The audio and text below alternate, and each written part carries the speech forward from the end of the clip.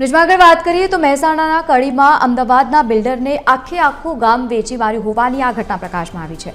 અમદાવાદના બિલ્ડર મિલન પટેલના નામે આખું ગામ થઈ જતા હડકંપ મચ્યો છે। બિલ્ડરે બળાવી તરસનિયાપરાની એ શાળા અને મંદિરને પણ છોડ્યો નથી।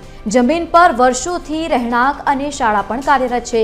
વડાવી ગામની રેવન્યુ સર્વે નંબર 333માં સરકારી પ્રાથમિક શાળા અને આંગણવાડી કાર્યરત છે। તે આખી જમીનનો વેચાણ દસ્તાવેજ કડી સબ રજિસ્ટ્રાર કચેરીમાં બિલ્ડરના નામે કરી દેવાયો છે। બિલ્ડરનો ડોળો તરસનિયાપરાની જમીન પર પડ્યો હતો। નોંધનીય છે કે તેને મૂળ માલિકો પાસેથી જમીન ખરીદી હતી। આ વિગત સામે આવતાની સાથે જ સ્થાનિક લોકોમાં ભારે આક્રોશ છે।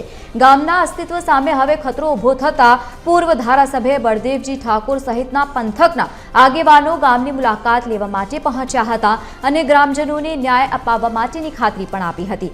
સરકારી કચેરીના અધિકારીઓની મિલીભગત કે પછી બેદરકારીના કારણે આટલો મોટો દસ્તાવેજ થઈ ગયા હોવાના આક્ષેપો પણ થઈ રહ્યા છે।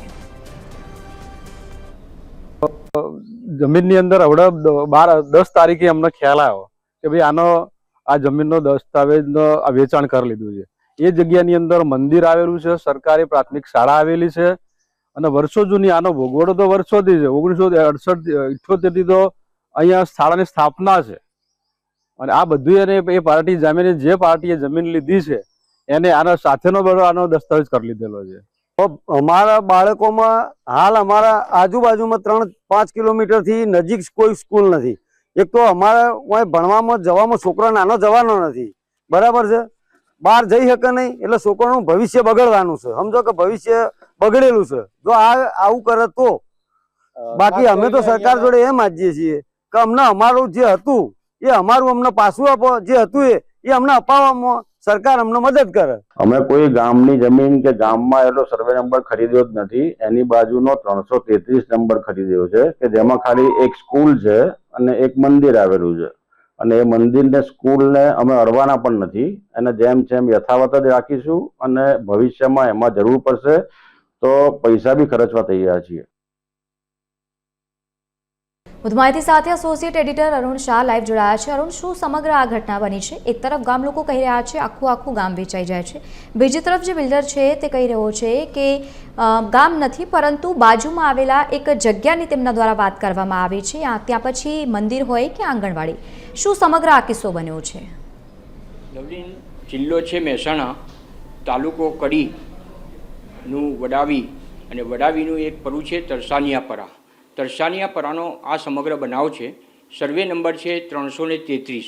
સર્વે નંબર 333 ઉપર જે જમીન આવેલી છે તે જમીન જેમાં કહી શકાય કે શાળાથી શરૂ કરીને મંદિર, શાળા તેમજ આશ્રમ શાળા તેમજ આંગણવાડી તદુપરાંત ખુલ્લી જે જમીન હોય તે જમીન તેમજ લોકો રહેવા પણ સ્થાનિક લોકો જે રહેતા હોય તે લોકો જે મહદઅંશે ખેતીનો વ્યવસાય એટલે કે ખેડૂત લોકો છે તેમજ અન્ય લોકો વસવાટ કરે છે।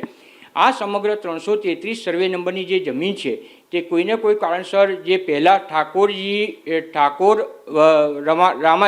રામાજી એમના હસ્તક જે ગણોતિયા હતા એ ઠાકોર પોપટજી જે મુખ્ય ગણોતિયા હતા, ત્યાર પછી તેમના દ્વારા વર્ષો પછી આ જમીન જે આપવામાં આવી એ ઠાકોર રામાજીને આપવામાં આવી, રમણજી માફ કરજો, રમણજી ઠાકોર રમણજીને આ જમીન આપવામાં આવી હતી। છેલ્લે જે દસ્તાવેજો અને સમગ્ર જે ફોટોગ્રાફને જે ઓફિશિયલ જે સત્તાવાર દસ્તાવેજો છે તે ઠાકોર રમણજીના નામે છે।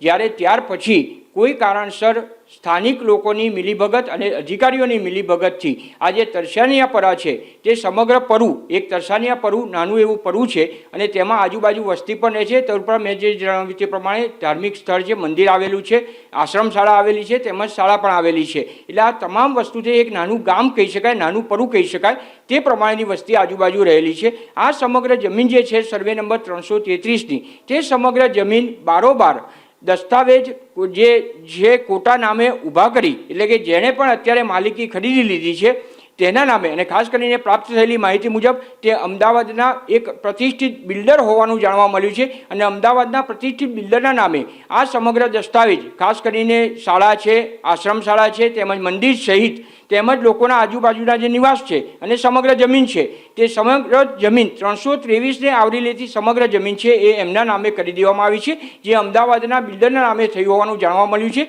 આના સંદર્ભમાં હવે વાસ્તવિકતા શું છે તે જોવાનું રહેશે, પરંતુ ખાસ કરીને જે પ્રાપ્ત થયેલી વિગત છે તે મુજબ જે કડી સબ રજિસ્ટ્રારની જે કચેરી છે તેના મિલીભગતથી અને ખાસ કરીને આ બિલ્ડરના મેળાપીપણથી એટલે બિલ્ડર સાથે જે અધિકારીઓના મેળાપીપણાથી સમગ્ર દસ્તાવેજો પણ એમના નામે ઊભા કરી દેવામાં આવ્યા છે. પરિણામે હાલના તબક્કે આ રહેવાસીઓએ ક્યાં જવું તે એક પ્રશ્ન થઈ ગયો છે, ત્યારે હવે તેઓને ન્યાય મળશે કે કેમ તે એક યક્ષ પ્રશ્ન રહેશે. જી બિલકુલ અરુણ, આભાર સમગ્ર માહિતી સાથે જોડાવા બદલ. તો હવે ઘટના સામે આવતાની સાથે જ ગ્રામજનોમાં ભારે આક્રોશ પણ જોવા મળ્યો છે.